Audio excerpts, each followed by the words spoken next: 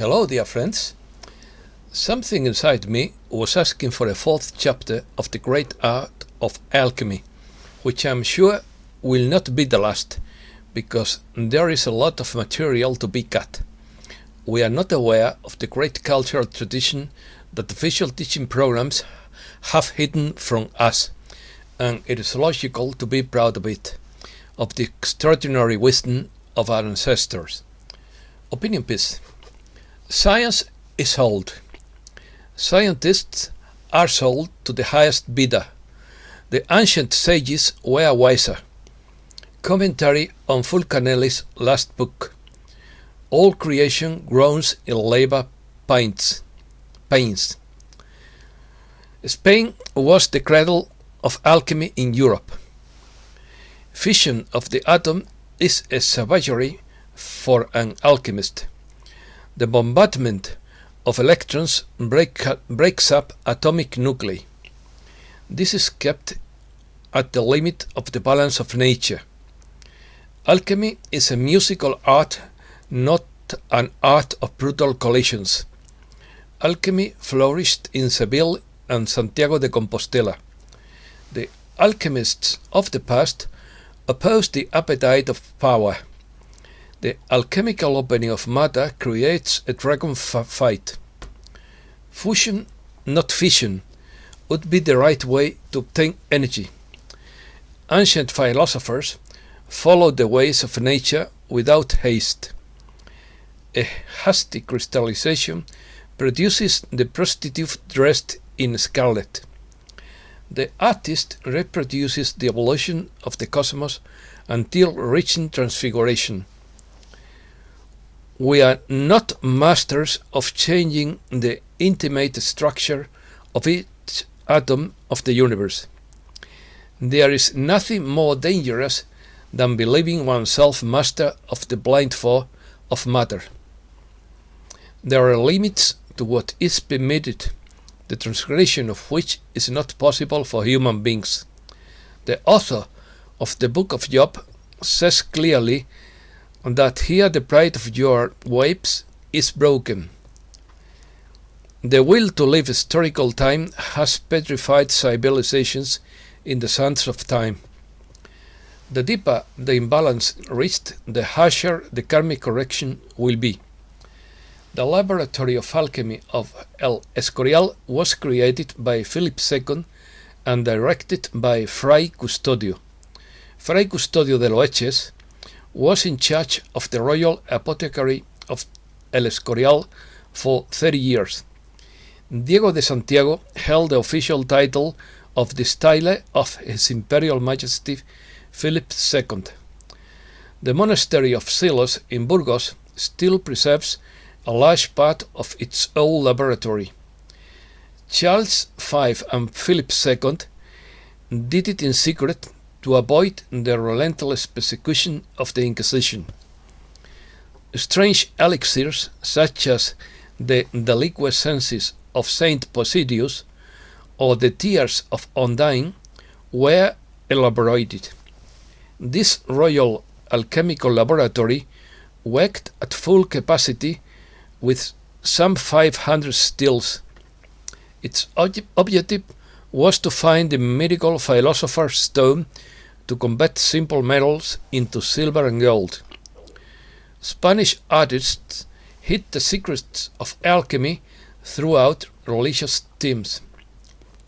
Spanish civilization was bogged down by a crystallization of the ecclesiastical hierarchy.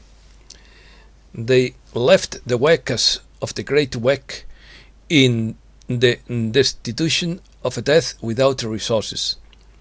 Spanish alchemists had to work clandestinely to avoid the Inquisition. They worked under the veil of the apothecary arts, of the dyers, or of the manufacture of paints. Hidalgos and monks installed their laboratories in the back of castles or convents.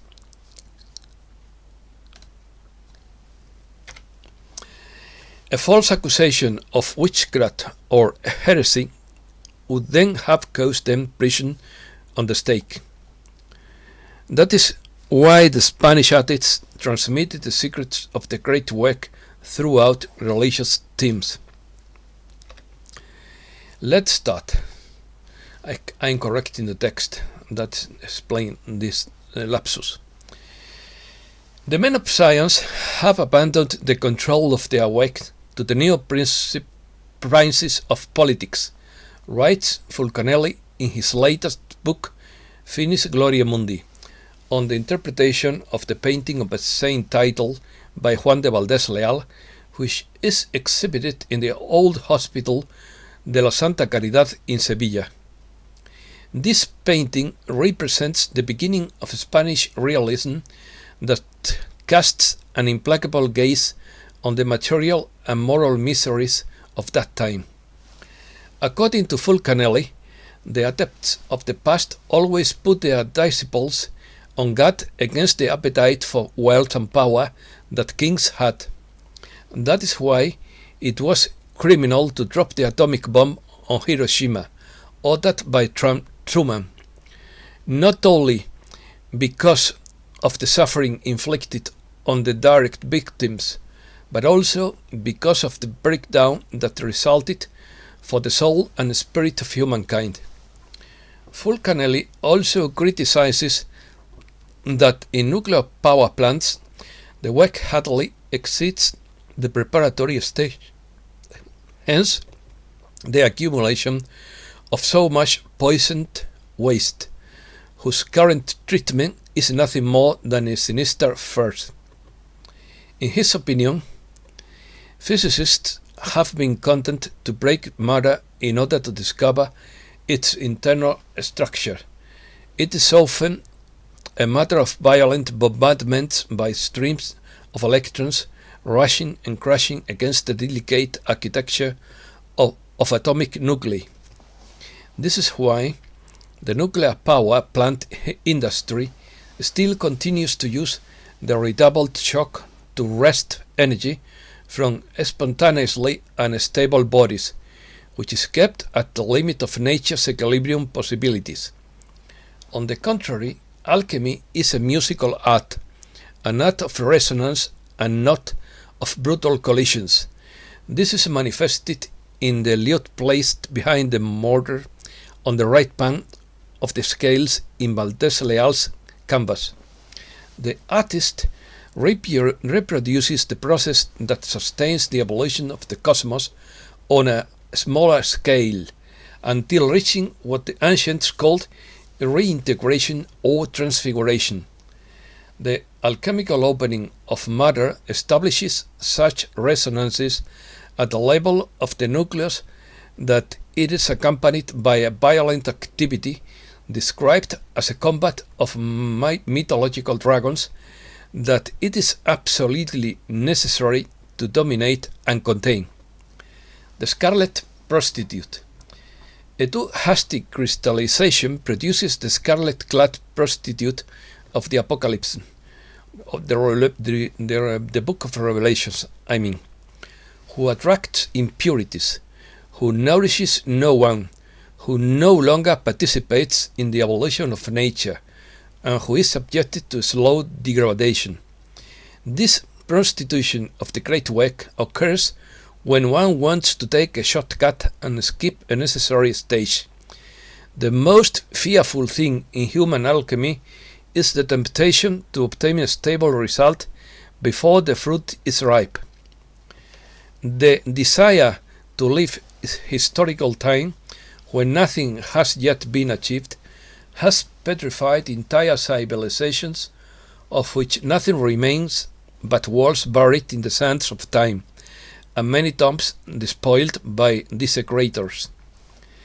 The new millennium sees a resurgence of the temptation to put an end to Western civilization, with a triumphal exit from history, and to accelerate a degenerative process in the hope of mechanically reaching a new golden age thanks to an undetermined cataclysm. Happily, says Fulcanelli, There are limits to what is permitted, the transgression of which is not possible for human beings. The author of the book of Job clearly says that here the pride of you, yourselves, is broken. And the psalmist insists you set a limit that they will not exceed.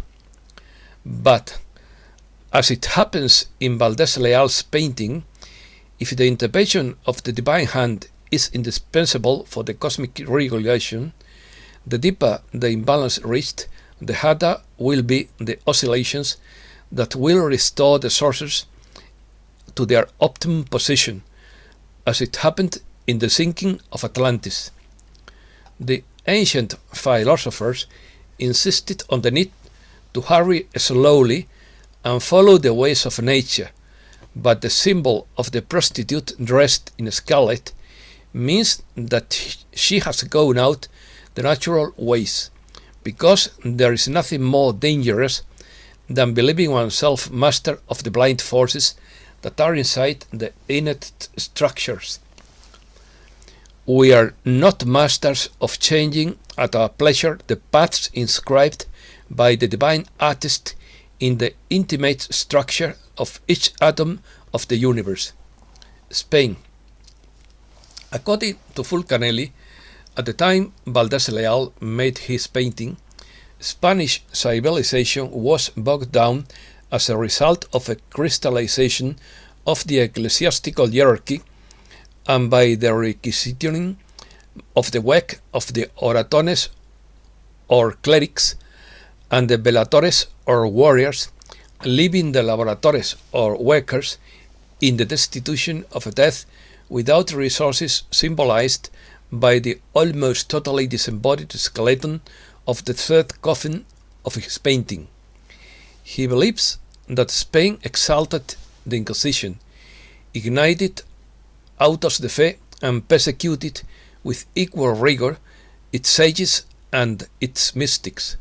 Despite this, as in the rest of Europe, schools of alchemists flourished in Seville and Santiago de Compostela, which had to operate in an almost total clandestinity under the veil of the apothecary arts, the dyer's industry of the crushing of the colors needed by the painters. The hidalgos and monks, he adds, installed their ovens and flasks at the back of castles and convents. They had to look for a plausible reason to limit gossip, generally that of the distillation of medicines and remedies, since their status didn't put them under the shelter of an accusation of witchcraft or heresy, which would have immediately caused them prison or the stake. Therefore, we find neither in Andalusia nor in Galicia those mythological or symbolic compositions found in the rest of Europe. Spanish artists hid the secrets of alchemy throughout religious themes, and more rarely throughout picaresque scenes. That is why Finnish Gloria Mundi represents the most perfect message of the Sevillian Hermetic school. Spanish laboratories. According to Javier Ramos, Spain was no stranger to alchemical practice, and monarchs such as Charles V and especially Philip II encouraged research into the extraction and treatment of metals and the development of new medicines, bringing in German miners and metallurgists, alchemists and distillers, mainly Flemish and Italian. In his court in Madrid, a great quantity of water and distilled oils, quintessences, and a great variety of elixirs were consumed to cure all kinds of illness.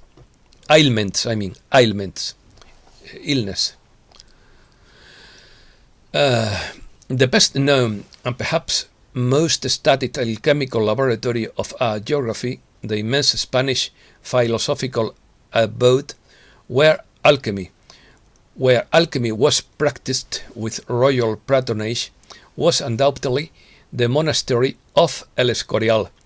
Even so, there were other monasteries not so relevant, but especially interesting, as in the case of the monastery of Silos, Burgos, of which a large part of its laboratory is still preserved. Philip II, one of the most powerful kings of the world in his time, needed money to support his huge army and medicines to preserve his health. The monarch was seduced by the alchemical promise of easy gold and the great medicine. Since 1557, there is evidence of Spanish and European alchemists in his service. Their main place of work was located in the monastery of El Escorial and secondarily in Aranjuez, where impressive gardens with medicinal plants were created. Its manager, as well as distiller, was Francisco de Olbeque, brother of the main gardener. Its location seems to have been the island garden, so called because it was located on an artificial island surrounding the Tagus River. In this garden was also established the house of distillation, where waters and oils were made from cultivated medicinal plants. The laboratory of the monastery of El Escorial was not lacking in resources. The best alchemists were hired, the best books on the subject were acquired, the apothecary's shop was perfectly stocked, and the royal distillers were famous throughout the world. The philosopher's stone was sought there, and at the same time all kinds of essence, medicines, and perfumes were made. The royal apothecary of El Escorial began to operate in 1573 and was installed under the tower of the infirmary. It had three main areas: a large room that served as a warehouse for medicines, a rebotica, and 6 more rooms in the basement, where medicines were prepared and laboratory utensils were stored. Between October 1587 and November 1589, all the stills, some made of metals and others of glass, and all the furnaces and baths necessary to furnish the building were manufactured and installed. One of the few who defined very well the work being done at El Escorial was Diego de Santiago, who held the title of His Majesty's Distiller. Santiago, who worked for more than 20 years at El Escorial, published in Seville 1598 his Arte de Separatoria, the art of separation, the most important chemical work in 16th century Spain. In it he described his knowledge and his practical work, from the definition of the necessary materials to the elaboration of alcohols, quintessences, vegetable and mineral medicines such as the famous and desired potable gold, elixirs, etc. Silos was another of the alchemical scenarios par excellence of a geography. In 1705, an apothecary's shop was built in the monastery to help the sick, whether they were monks or not. In addition, a botanical garden of medicinal plants was created and reference books were acquired. The apothecary's library today has 1024 antiqui volumes, some dating back to the 16th century, the jewel of which is a Discorides published in 1525. The Escorial. El Escorial. One of the things I didn't know about the Escorial monastery was the existence of the Casa de Aguas, House of Waters, a secret alchemy laboratory built in La Torre de la Botica, the apothec tower of the monastery, to hide the interest that Philip II had for exoteric science, according to an article published on the website of Coordenadas con Historia. It said that this destiny was to find the mythical philosopher's stone that could convert simple metals into silver and gold. It is very likely that Philip II, still reluctant to believe in such transmutation, relied on alchemy to overcome, no matter what, the crisis of non-payments suffered by the Spanish state during his reign. Of course, always with his secretaries as intermediaries to protect himself. We know of some manuscripts exchanged by Philip II and his secretary Pedro de Hoyo around February 1567, where a conversation was held for several days. It talked about a process in which it is believed to be able to convert simple metals, such as copper, into silver and gold. All this was done in secret and with great care, due to the fact that alchemy was persecuted by the Inquisition at that time. Scientific treasures. According to Rafael Fraguas, the monastery of San Lorenzo del Escorial, 50 kilometers northwest of Madrid, hides innumerable scientific treasures. Between 1585 and 1590, King Philip II, a great collector of esoteric books on alchemy, necromancy, and witchcraft, had an apothecary's shop installed under one of the towers of the Jeronimite monastery. With its own library, it housed up to 500 stills. A whole alchemical laboratory worked there at full capacity. During the confiscation of church property in 1834, the apothecary shop was dispersed. Its boatmen, the set of porcelain containers where its vegetable works were stored, ended up in the Escorial pharmacy of the Ruiz Capilla family, today owned by Ángel Fernández. A follower of those efforts to maintain the monastery as a fortress of rare knowledge was a chemist born in 1948 in Lores, north of Palencia, Agustín Fernández, who trained in the order of San Agustín, rector of the monastery, since 1885. There he attended the novitiate during the 60s, but he brought his vocation to chemistry, a discipline in which he graduated from the Complutense University of Alcalá de Henares.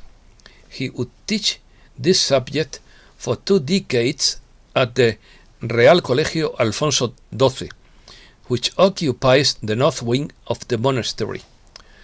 Agustín Fernández taught his classes to numerous promotions, but his alchemical research, which aroused his most creative energies, was deployed under the so-called Tower of the Apothecary, which stands at the edge of the west facade of the monastery, in the opposite tower and in the building next to the pond where the royal pharmacy of Escorial was moved, a whole set of retorts, stills, and flasks. The traces of a huge distillation tank are still in the southern wing of the monastery. Among flasks, tubes, and stills, Fernández began to experiment with some botanical components from which he would obtain, at first and after consulting very old recipes, rare elixirs, such as one he called the deliquescences of Saint Posidio, or liqueurs he called Gnostic Chaos or Tears of Ondina, as the pharmacist Palmira Pozuelo remembers, which she ordered for her wedding banquet. The monk, from his headquarters in the tower, created a small garden where he experimented with plants with mysterious properties. Savagery. The laboratory of alchemy of El Escorial, created by Felix II, always hosted great characters who didn't hesitate to embrace spagyrics. It is to say, alchemy applied to medicine, as a method to advance knowledge. The great apothecaries of all Europe had passed throughout here, and Fray Custodio de Loeches was to become one of them. Moreover, the monk from Loeches was not going to be satisfied with being second in the hierarchy of the apothecary of El Escorial, so he began to work hard day and night between stills and retouts. The result was that in 1723 he was promoted to the position of chief apothecary of the kingdom, causing the envy of some and the fascination of others. Fray Custodio spent 30 years at the head of the Botica del Escorial, and the documents refer to this period as one of the best for the Escorial laboratory, where he was always applied with the highest quality plants to create medicines. His life was extinguished on May 3rd, 1753, when he fell victim to an epidemic that killed 9 friars of the monastery of El Escorial. His death, however, didn't put an end to his fame, and Friar Custodio de Loeches began to be remembered as one of the great figures of monastic pharmacopoeia, always halfway between magic, religion, and science.